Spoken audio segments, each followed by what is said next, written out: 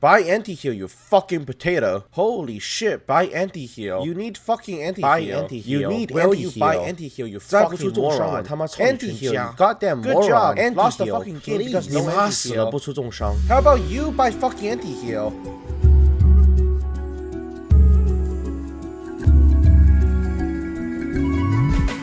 To accomplish what we're trying to do, we'll need this non-troll, Celestial Troll Pick, KBVTV Bard. With the godly powers of this build, you'll lose friends and make your family disassociate from you. As much as I don't want to say this, but this build needs to be played in a support role for 2 reasons. The first reason is to make sure that the power of the universe is kept in check, and such a powerful strategy must not be possessed by solo laners or touched by filthy junglers. Second, so you can have a tower guard defend your tower while you run it down. Now, with your average League of Legends player, the game starts in the loading screen, but for Bard players, the game starts in Champion Select, as Bard is one of the least played champions in League of Legends, and with newcomers from the PR stunt that was Arcane, hardly anyone actually knows what the fuck he does. So be sure to link this fastidiously pre-made Google Slides to your fucking teammates to educate them on how to play around with and alongside you. It's the first link in the description. Bard's abilities are pretty much perfect for fucking over your team and annoying the fuck out of the enemy team, starting with Bard passive, Traveler's Call. There are 3 milestones of this passive. At 5 chimes, Meeps will now slow the enemy based on how many chimes you have collected, up to 75%. At 15 chimes, Meeps now deal AoE damage, and anything calling a splash will be slowed. And at 35 chimes, the AoE splash radius is increased. In addition to all this, each chime also increases the Meep damage dealt by 2.4,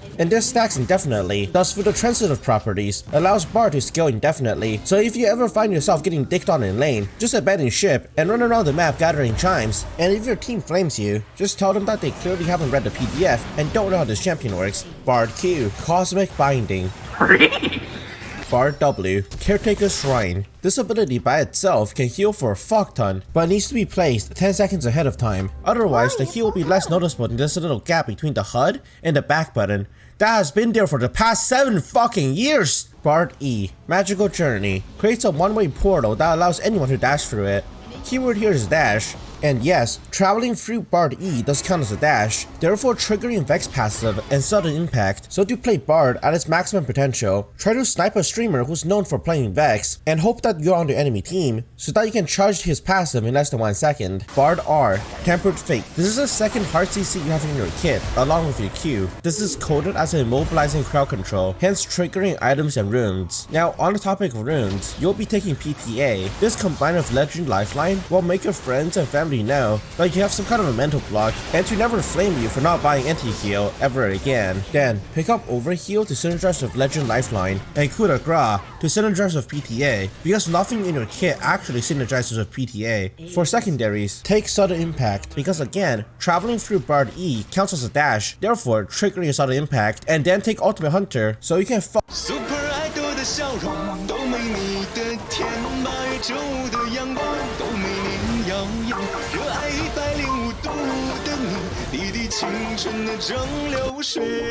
For summoners, I tend to take TP Flash. This allows me to make sick plays with Flash and Teleport. Based on the fact that Riot allowed a champion this obnoxious into the game, one can only assume that they hate their player base and enjoy them getting frustrated. And since I also hate the League player base and also enjoy them getting frustrated, you better believe this god-awful build will make full use of it. Now, as the Bard god Polypuff once said, as usual with Bard, you can just shove anything in there, just whether it looks shiny or not. So on your first back, you're gonna pick up an Oblivion Orb and a Control Ward if possible. Later build it into a Chemtech Purifier because it's shiny. Next, snag another Oblivion Orb and build into a Morella Melicon. By now, most people still won't notice anything wrong because the amount of AP this gives allows Bard to do his normal stuff. It's when you get your next 2 items where this build shows you the full potential of Bard, as it boosts your kit into a whole new level. And the 2 items are Minder and Chempunk Chainsaw. By themselves, they don't actually do much. It's when combined, the 70 attack damage, 15 ability haste,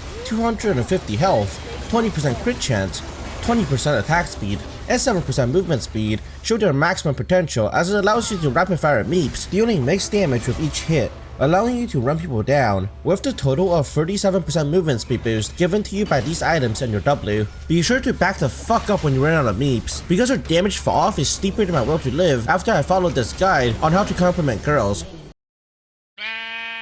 Again, probably no one in your game actually knows what Bard does, so with these 4 items, your damage output will be rivaling that of Kale's. So act like as if you're a side laner and never joining team fights, but instead of contributing to the efforts by pressuring the enemy base, your job is to aimlessly run around the map collecting chimes, and hopefully you'll get to 100 chimes before the game ends. Once you are at 100 chimes, that's when you hit your real power spike, allowing you to dish out more damage than any other champion in the game. Because for some fucking reason, your passive AoE wave has better ratio than Kale's, and 9 times the fucking base damage, 270 compared to the pitiful 35. And due to the fact that Riot can't code for shit, this attack is counted as both a single targeted and AoE damage, meaning that Omnivamp is 100% effective instead of the 15% on the target that you attack. Then the splash damage heals for an additional 15%, bringing the total heal to 115% for one target, up to 175% if you're hitting all 5 enemies. But due to the fact that all Omnivamp items cost a kidney and a liver, well, this build is meant for the support role, which is known for living off welfare checks. So you will instead be buying Thornmail. The Thornmail is there to deter any pesky assassins who will always be trying to one-shot you. And Imperial Mandate, because it's shiny, and because your ult is coded as crowd control, it will also allow your ult to deal damage. Now armed with 5 anti-heal items in your OP.GG profile, no one will ever dare to tell you to buy anti-heal ever again.